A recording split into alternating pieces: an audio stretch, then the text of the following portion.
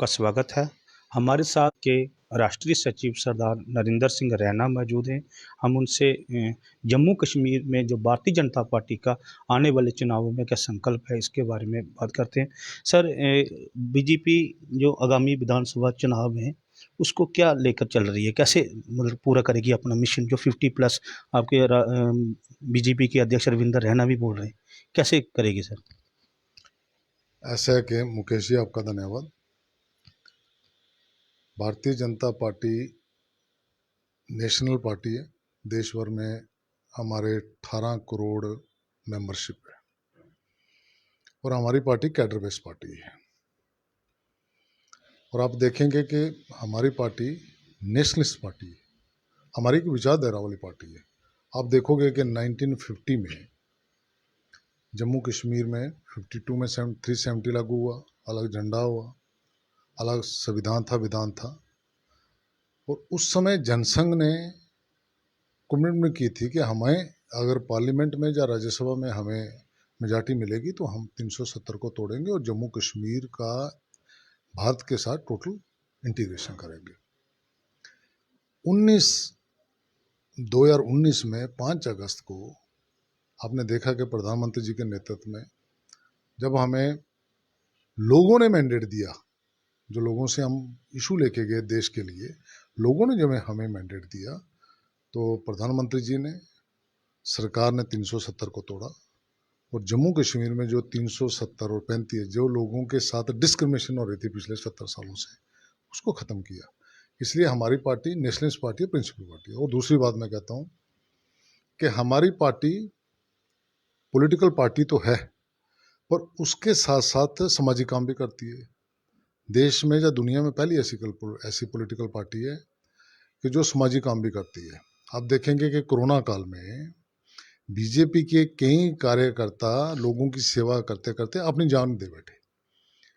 आरसपुरा में देखो, जम्मू में देखो, पूरे देश में देखो, चाहे लोगों को खाना देना, लोगों तक मास्क पहुंचाना, सैनिटाइजर पहुंचाना, हर तरह की जो फैसिलिटी थी। एक ऐसी पॉलिटिकल पार्टी है जो कि सारी पॉलिटिकल पार्टी लाख थी और बीजेपी अनलाख थी। इसलिए हमारे लिए देश फर्स्ट और हमारी कैडर बेस्ड पार्टी है। जहाँ तक जम्मू कश्मीर की बात रही, जम्मू कश्मीर यहाँ 2 एम्स हैं, 2 एग्रीकल्चर यूनिवर्सिटी हैं, दूसरी साइंसेज की यूनिवर्सिटीज़ 2 हैं, 2 सेंट्रल यूनिवर्सिटी हैं। जम्मू कश्मीर एक एजुकेशन में एक हब बनने जा रहा है। जो IIT नगरोटा के पास बना है, उसकी स्ट्रक्चर ही देखें, जब वहाँ देखें जाके तो एक देश का सबसे अच्छा बेहतरीन IIT बन रहा है। वहाँ पे एक एजुकेशन हब बन रहा है। जम्मू कश्मीर में डेवलपमेंट की दृष्टि से कई हजारों करोड़ के प्रोजेक्ट्स चल रहे हैं।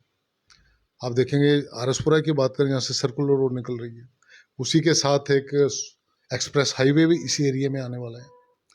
और पूरे इंफ्रास्ट्रक्चर देखेंगे, एक जो जम्मू कश्मीर का इंफ्रास्ट्रक्चर है, पूरे जम्मू कश्मीर की बात करूँ तो एक डेवलप मॉडल बन रहा है। आप देखेंगे कि 370 खत्म होने के बाद जिस तरह से पंचायतों को, BDC को, फर्स्ट टाइम DDC के जो इलेक्शन हुए, उससे लोगों की एम्पावरमेंट भी हुई। आज पंचायतों में डायरेक्ट फंड्स आ रहे हैं। वहाँ की पंचायतें, वहाँ का पंच, वहाँ का BDC, वहाँ का DDC मिलके उन पैसों को डायरेक्टली अपने अपने एरिया की डेवलपमेंट के लिए कर सकते हैं। इसलिए इंफ्रास्ट्रक्चर के हिसाब से, अपना एजुकेशन के हिसाब से जम्मू कश्मीर एक डेवलप जम्मू कश्मीर बन रहा है। और जम्मू कश्मीर भी एक, आप कश्मीर की भी बात करें तो आप पिछले कुछ समय से देख रहे होंगे कि जम्मू की जो स्टोन पेल्टिंग वहाँ बिल्कुल बंद है। वहाँ अच्छी तरह बच्चे स्कूलों में जा रहे हैं। अभी जो आज़ादी के अमृत महोत्सव के बाद 15 अगस्त को सब ने घरों में तिरंगा फहराया। और अभी राष्ट्र के होम मिनिस्टर अमित शाह जी की जो श्रीनगर में रैली हुई, बारामूला में, वहाँ जो जोश देखा गया कि लोगों में जोश था। और एक जो रजौरी में रैली हुई जिसमें कह रहे हैं कि 70,000 तक लोग थे, वो जोश देखा गया। जम्मू कश्मीर बदल रहा है, जम्मू कश्मीर डेवलप जम्मू कश्मीर हो रहा है। आने वाले समय में लगता है कि जम्मू कश्मीर एक बड़ी डेवलप और आत्मनिर्भर जम्मू कश्मीर बनेगा। और जहाँ तक बीजेपी की बात है, जम्मू कश्मीर में भारतीय जनता पार्टी लगातार काम कर रही है। अभी डिलिमिटेशन हुआ, डिलिमिटेशन कमीशंस ने 90 सीट्स प्रपोज की और 90 सीट्स में 6 सीटें बढ़ी। पहले 84 थी तो 83 आई इसमें, और ले की 4 सीटें निकली। तो आप देखेंगे हमारी सीटें 6 जम्मू में बढ़ी और 1 श्रीनगर में बढ़ी, 7 सीटें जो बढ़ी। 37 से 43 सीटें होंगी जम्मू कश्मीर में आपकी वहाँ। जम्मू संभाग की बात हाँ, कर। जो सारी जम्मू संभाग में। नहीं डॉक्टर साहब, मैं आपकी बात को टोकता हूँ। आप बीजेपी पर ये आरोप लगाता कि पहले इन्होंने शाह फैसल को आगे लाया, उस पर के क्योंकि उस पर इत्मीनान किया, फिर इन्होंने अपनी पार्टी के साथ अंदरूनी गठजोड़ किया, अब गुलाम नबी आज़ाद पर ये कर रहे हैं। क्या ये सही है? ऐसा कि मैं कह रहा था कि जम्मू कश्मीर में जो पहले रीजनल बाइसनेस रहती थी, चाहे डेवलपमेंट की दृष्टि से वो नहीं हुई, एजुकेशन की दृष्टि से वो नहीं है, पॉलिटिकल दृष्टि से भी नहीं है। हमारी अगर जम्मू में 6 सीटें बननी चाहिए तो 6 सीटें जम्मू प्रोविंस में बढ़ी, 1 सीट कश्मीर में बढ़नी थी, कश्मीर में बढ़ी, 47 वहाँ और नहीं, मेरा 33। सवाल मैं जवाब देता हूँ उसका। और हो सकता है डिलिमिटेशन कमीशन ने पीओजे के रिफ्यूजी, आपके कश्मीरी पंडित, इनके लिए भी रिकमेंडेशन दी हुई है, और मुझे उम्मीद है कि वो सीटें भी शायद सरकार उसमें जब बिल लाएगी उसमें जरूर सीटें वो बढ़ेंगी। जहाँ का मैं शाह फैसल आजाद साहब के लिए नहीं कुछ बोल सकता। देखो साहब बुखारी अपनी पार्टी, वो तो बीजेपी का उस पर आरोप लगता था कि बीजेपी के उनके साथ सांठ-गांठ है, ऐसे आरोप लगते थे। आज वो आपके खिलाफ बोल रहा है। एक टाइम वो थे कि वो आपके गुण गाते थे मोदी के। ऐसा है कि बीजेपी परिवारवाद के खिलाफ है। अभी 15 अगस्त को प्रधानमंत्री जी ने आज़ादी के अमृत महोत्सव पर जो भाषण दिया था लाल किले से, उन्होंने 2 बातें कही थी। उन्होंने कहा कि पार्टी में परिवारवाद नहीं चलेगा और पार्टी उसमें काम कर रही है। नंबर 2 उन्होंने कहा था कि हम करप्शन को टॉलरेट नहीं करेंगे। उसी दिशा में बीजेपी एक आम जनता की पार्टी है। जहां तक उन पॉलिटिकल लोगों की बात रही, आपने कांग्रेस के हालात देखे, कांग्रेस में क्या चल रहा है। वो कांग्रेस, पूरी पॉलिटिकल पार्टी कांग्रेस की उस परिवार को बचाने में लगी हुई है। वो लीडर हैं, उनको लगता है कि वहाँ हमें सफोकेशन हो रही है। यहाँ ही नहीं है, बाकी स्टेट्स में देखेंगे आप, हिमाचल में देखें आनंद शर्मा वो भी आवाज़ उठा रहे हैं, पंजाब में देखेंगे कि आप मनीष तिवारी है वो भी आवाज़ उठा रहे हैं। आपने राजस्थान की हालत देखी, क्या हुआ कि भाई वहाँ सारे एमएलए रिजाइन करना शुरू हो गए। ये उनकी अंदरूनी लड़ाई है, और जो लोग वहाँ सफोकेशन फील कर रहे हैं वो लोग बाहर आ रहे हैं। इतना भाजपा मैटर। किसी के साथ गठबंधन करेगी या अकेले अपने दम पर इलेक्शन लड़ेगी जम्मू कश्मीर में? ऐसा कि बीजेपी अपने दम के ऊपर जम्मू कश्मीर में इलेक्शन लड़ेगी, और जिस तरह से बीजेपी जम्मू कश्मीर में काम कर रही है, और जिस तरह से जहाँ शांति, हर आदमी शांति चाहता है, कश्मीर में भी आम लोग शांति चाहते हैं। जिस तरह से शांति चाहते हैं, डेवलपमेंट चाहते हैं, फैसिलिटी चाहते हैं। जिस सुनील जी, आपने कहा कि प्रधानमंत्री जी ने बोला किसानों की आमदन दुगनी करनी है। जहाँ तक विकास की बात की, इसमें नो डाउट कि भाजपा के कार्यकाल के दौरान बड़े बड़े प्रोजेक्ट आए जम्मू कश्मीर में। पर मैं बात अगर आरएसपुरा की बात करूँ, जहाँ पर मैं रिप्रेजेंटेटिव करता हूँ इस पंजाब केसरी के लिए, जहाँ पर 11 अगस्त को जहाँ पर बाढ़ आती है, नहर टूट जाती है, 3 महीने डिपार्टमेंट को लगे एक टेम्परेरी प्रोजेक्ट बनाने के लिए। अब कैसे आमदनी दुगनी करेंगे? किसान इस वक्त परेशान है, आपके क्षेत्र का ही। मैं बाकी बात जगह की बात नहीं करता, आपके गृह नगर की बात करता हूँ जहाँ पर आप रहते हो।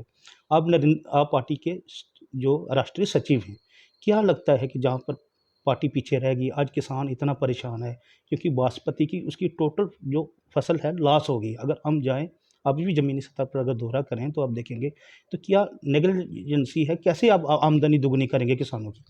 ऐसा कि आपने ठीक कहा कि कुछ जैसे नहर टूटी थी, उसके कारण सब आपके लोगों ने एडवाइज़र भी आए, बिल्कुल आप उन्होंने ठीक बोला है। कि 10 दिन के अंदर इसको टेम्परेरी हम कर रहे हैं, पर 3 महीने लग गए। अब किसान इतना परेशान है, अब कैसे आप इनकी आमदनी दुगनी करेंगे? आप ठीक कह रहे हैं, उसमें मैं आपके साथ सहमत हूँ कि नहर टूटी थी, उसके कारण नहर बंद हो गई और उसको रिपेयर कर रहे थे, उन्होंने विलम्ब किया उसमें।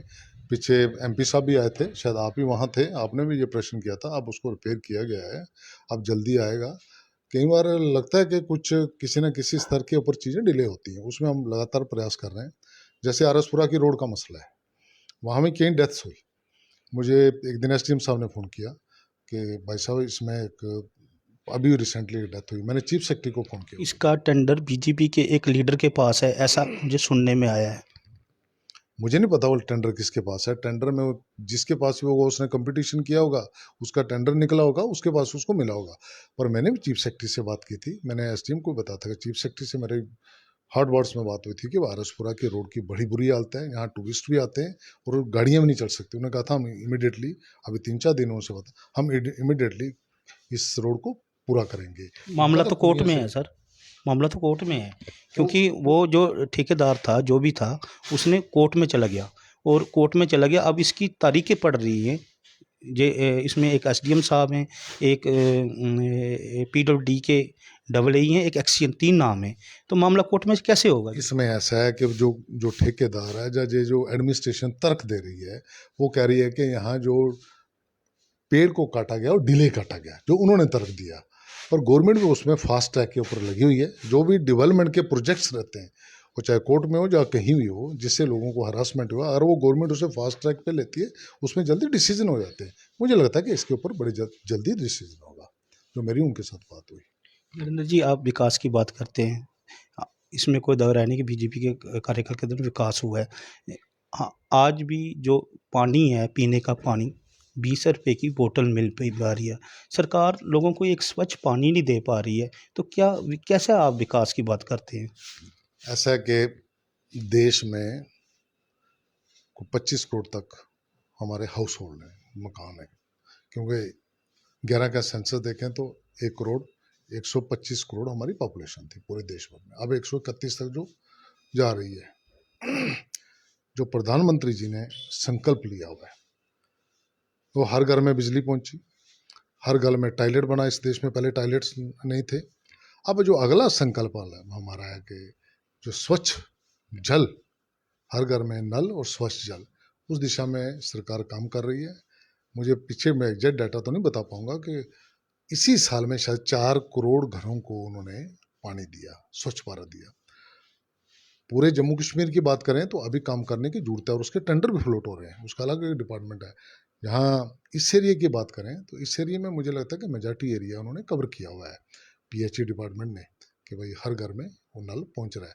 पर पूरे जम्मू कश्मीर में मुझे लगता है, जल शक्ति मंत्री हमारे शेखावत जी हैं, मैं कई बार जम्मू पंजाब के प्रभारी भी हैं हमारे मिनिस्ट्रियल, मैं सह प्रभारी हूँ, शायद उन्हें 15 को आना था, वो फॉरन में जा रहे हैं। वो भी कई बार मैं उनसे बात करता रहता हूँ। जो हमारी कंडी बेल्ट है, सांबा का एरिया है, कठुए के ऊपर वाली है, उसमें थोड़ा फास्ट ट्रैक में काम करने की जरूरत है। पीछे मैं देख रहा था कि वो टेंडर कुछ फ्लोट हुए हैं। लगता है कि आने वाले समय में जम्मू कश्मीर में हर घर में स्वच्छ जल जरूर मिलेगा। बीजेपी चुनावों में सरकार बनाएगी, समर्थन मिलेगा? ऐसा है कि जम्मू कश्मीर में जिस तरह से भारतीय जनता पार्टी को लोगों का समर्थन मिल रहा है, आप देखेंगे कि 50-70 साल पिछले जहाँ की एसटी पॉपुलेशन के साथ इनजस्टिस था। पूरे देश में एसटी की पॉलिटिकल रिजर्वेशन है, जम्मू कश्मीर में रिजर्वेशन नहीं थी। पर सर, जो गुज्जर और जो पहाड़ी, ये आपस में एक किस्म के, जो भाजपा की जो पॉलिसी, उसमें तो इन तो एक दूसरे को लड़ा दिया आपस में। आज जब अमित शाह जी आए थे तो गुज्जरों ने एक अपना मार्च निकाला। पहाड़ी, आप किसको खुश करोगे, पहाड़ी को या गुज्जर समुदाय को? बकरवाल जो ऐसा है कि कई बार कुछ लोग पॉलिटिकल पार्टीज उनको मिसगाइड करती हैं। वहाँ के जैसे आप लद्दाख में देखेंगे, पूरे लद्दाख को एसटी स्टेटस है। हिमाचल में लाहौल स्पीति और किन्नौर को एसटी स्टेटस है। उन लोगों में जो भी वहाँ रह रहा है उसको पूरा एसटी स्टेटस मिल रहा है। अगर वहाँ को मुस्लिम रह रहा है, सिख रह रहा है, हिंदू रह रहा है, उन कंडीशंस के ऊपर, और उस एरिया में अगर एसटी स्टेटस दे रहे तो सबको एसटी स्टेटस में, इसमें किसी का भी इंटरेस्ट नहीं क्लैश होगा, मैं बताऊंगा। पर उस फर्स्ट टाइम है कि इन एसटीज को पॉलिटिकल रिजर्वेशन मिलेगी, पहले नहीं मिली थी। और जितना पहाड़ियों को उनके राइट्स मिलेंगे आने वाले समय में। मैं आपको बता रहा हूँ कि जो यहाँ के कमीशन ने रिकमेंडेशन दिए हैं, होम मिनिस्टर साहब ने भी कहा था कि भाई, और कहीं जो ओबीसी का उन्होंने भी उनके लिए रिकमेंडेशन की हुई है कि कुछ कुछ जम्मू कश्मीर में 370 खत्म होने के बाद ओबीसी कमीशन नहीं लागू हुआ। मुझे लगता है बड़े जल्दी वो भी लागू होगा, रिकमेंडेशन की हुई है सेंटर में। इसका लोगों को पहली बार लग रहा है कि बीजेपी सरकार में, केंद्र की सरकार में हमें जस्टिस मिल रहा है। और जिस तरह से प्रधानमंत्री जी काम देखो, जम्मू कश्मीर पहली स्टेट है कि हर व्यक्ति को आयुष्मान कार्ड मिल रहा है, हर परिवार को 5 लाख रुपए का फ्री इंश्योरेंस मिल रहा है, हेल्थ इंश्योरेंस मिल रहा है। आप देखोगे कि अभी जो कई स्कीम्स है सेंटर की, किसानों की हैं, उनके अकाउंट में गिनना शुरू में तो पूरा दिन लग जाए, जो भी स्कीम्स है डायरेक्टली उनके अकाउंट में वो पैसा जा रहा है। और फर्स्ट टाइम हो रहा है जम्मू कश्मीर में कि भाई उनके अकाउंट में लोग खुश हैं। मुझे लगता है कि बीजेपी जिस ईमानदारी के साथ और जिस अपने कैडर के साथ वो लगातार समाज में काम कर रही है, बीजेपी एज ए पार्टी, और केंद्र की सरकार जिस तरह जम्मू कश्मीर में एक डेवलपमेंट की तरफ काम कर रही है और लोगों की जो एक्सपेक्टेशन है वहाँ तक पूरी आ रही है। जम्मू कश्मीर बड़ा पीछे था, बड़ी करप्शन थी। जिस तरह से उसे ट्रैक पे लाई हुई है, डेवलपमेंट की तरफ जा रही है, मुझे पूरा विश्वास है कि आने वाले समय में हमें लोग अच्छा रिस्पांस देंगे और जिस तरह से हमारा लोगों का हमारे प्रति विश्वास बढ़ रहा है, उसको देख के लगता है हम अच्छी मेहनत करेंगे। पार्टी हमारी लगातार बूथ स्तर के ऊपर मेहनत कर रही है। जरूर जम्मू कश्मीर में बीजेपी की सरकार मिलेगी, हमें लोगों का समर्थन मिलेगा। एक आरोप लगता रहता है कि भाई बीजेपी पर के जो बीजेपी के खिलाफ बोले उस पर कभी ईडी लगा देखी जाती है, कभी कोई एजेंसी लगा दी जाती है। क्या भाजपा अपने कार्यकाल के दौरान जो जो एजेंसियां हैं इसका गलत इस्तेमाल कर रही है? क्योंकि जो आप में आ गया वो पवित्र हो गया, जो आप में नहीं है तो वो दूसरा हो गया, ये कहना सही है? ऐसा ऐसा कि इस देश में ये जो हमारी ईडी है, सीबीआई है, कैग है, ये इंडिपेंडेंट इंस्टीट्यूशंस हैं